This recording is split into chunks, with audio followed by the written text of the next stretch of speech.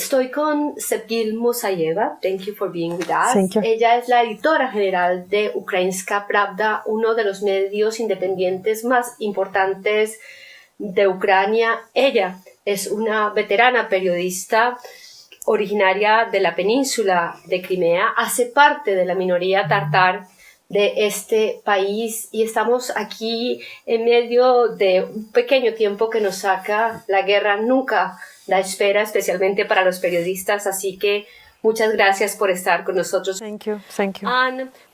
Estamos aquí para hablar de periodismo un poco.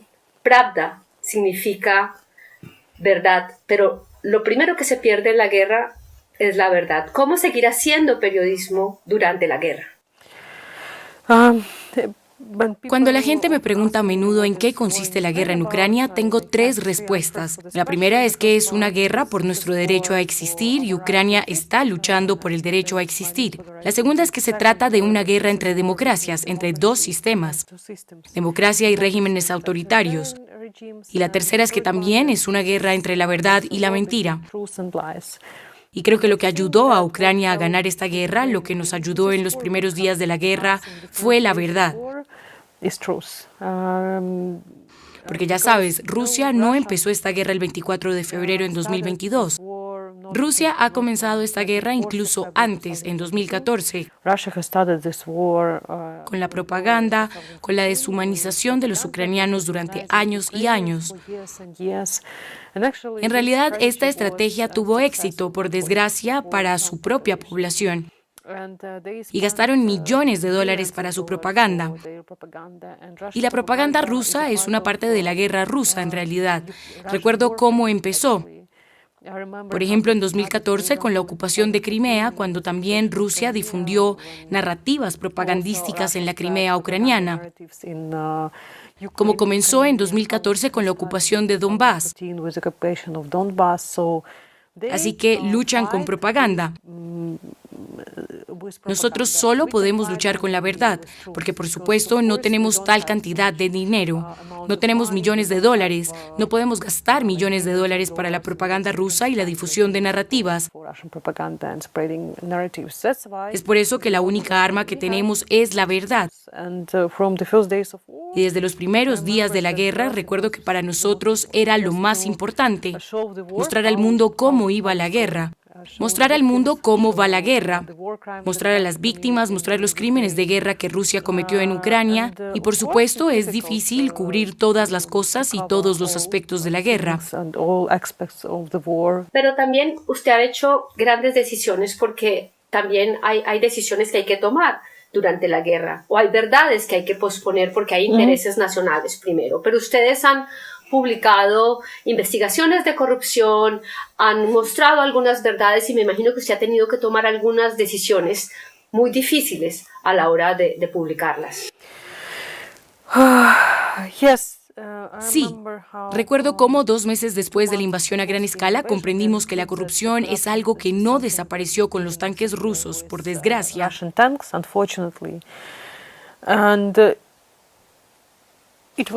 Y fue muy difícil cuando entendimos eso. Entendimos que la política está de vuelta, que la corrupción está de vuelta.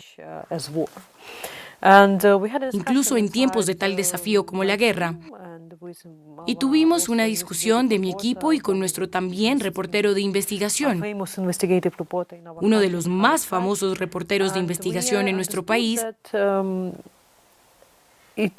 Mikhail Lutkash.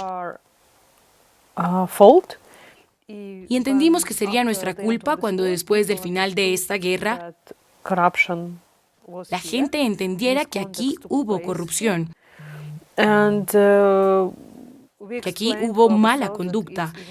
Y nos explicamos por nosotros mismos que es aún más importante en tiempos de guerra hablar claro y contar a la gente las malas conductas que han tenido lugar. Porque a veces esta mala conducta puede costarnos literalmente bajas entre los soldados. Puede costarnos la victoria y decidimos que es importante poder continuar con nuestros reportajes de investigación incluso en tiempos de guerra. Al principio de la guerra, y usted lo ha dicho en varios escenarios, que esta es una guerra por la democracia, y que en muchas sociedades occidentales la democracia se da por un hecho, como si se la mereciera la población. Y los ucranianos entienden muy bien que esto no es así, como entienden otras sociedades que viven en una dictadura. Porque es importante no olvidar que esta es una lucha por la democracia. Tiene toda la razón en que en muchos países, en los países occidentales, la democracia se da por sentada, como el pan y el agua en la mesa. Es algo que simplemente puede existir, que no puede no existir, que la democracia no puede no existir.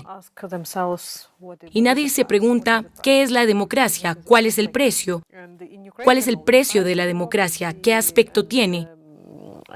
Y en Ucrania sabemos el precio de la democracia. Y creo que nunca pensé en ello antes del comienzo de la guerra. Me refiero a la invasión a gran escala. Pero recuerdo algunas imágenes de Mariupol, cuando ves a la gente que estaban tratando de derretir un poco de nieve para hacer un poco de agua de la nieve. O ves a la gente que estaban tratando de cocinar pan cerca de los edificios destruidos o de sus casas. Se trata de entender cómo a veces la democracia no puede darse por sentada.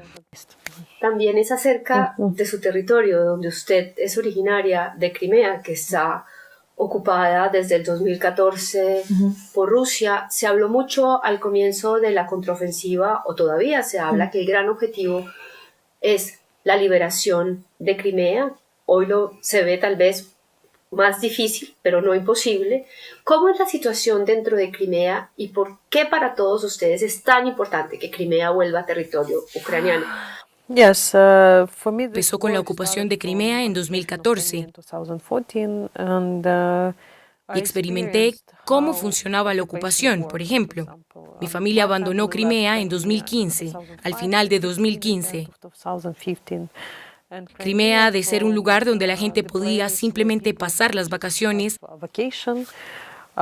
se transformó en una base militar y se transformó en una península del miedo. Yo llamo a Crimea la península del miedo.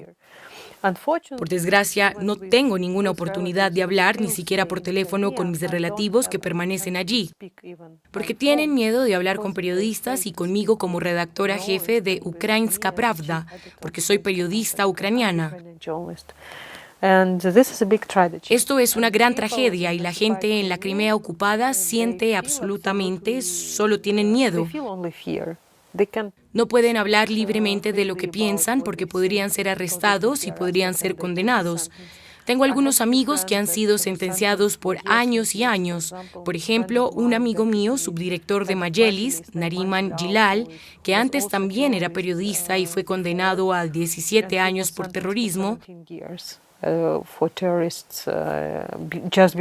solo porque hastió a la plataforma de Crimea en agosto de 2021.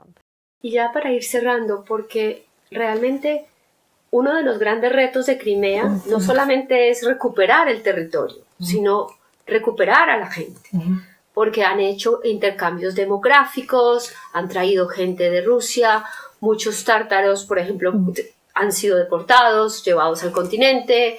Hay muchos problemas. ¿Cuál es el mayor reto desde su punto de vista y en lo personal? ¿Qué significa para usted que Crimea vuelva a ser ucraniano?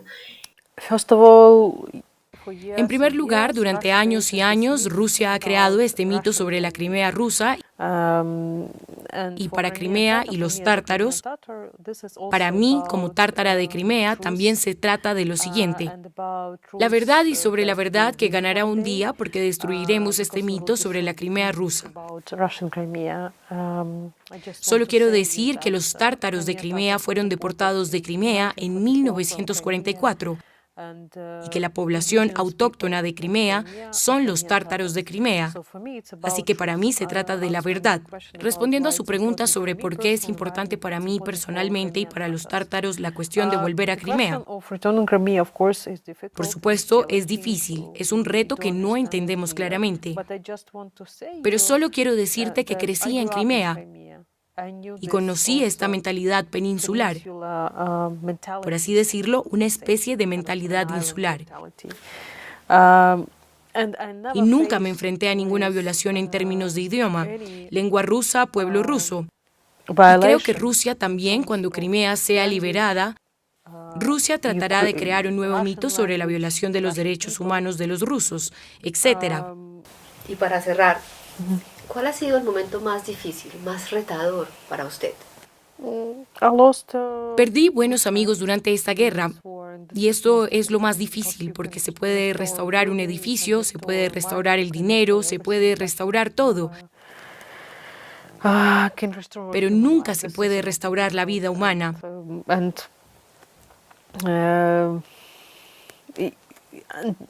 Esto es lo más difícil.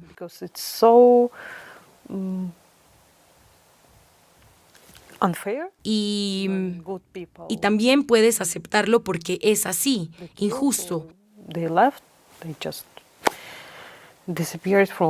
Cuando la gente buena fue asesinada o se fue, simplemente desapareció de tu vida y de esta realidad.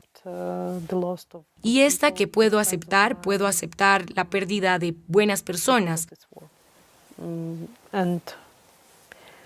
buenos amigos míos a causa de esta guerra. Y mantener algunos recuerdos sobre ellos, solo quiero recordarlos en mi corazón. Pero aún así es difícil porque es injusto. No pierdes a gente buena en diferentes obstáculos y en obstáculos de guerra aún más. Sepchil, muchísimas gracias por haber estado con nosotros en France 24 en español. Thank you. Y Gracias. ojalá la próxima entrevista la podamos hacer en Crimea.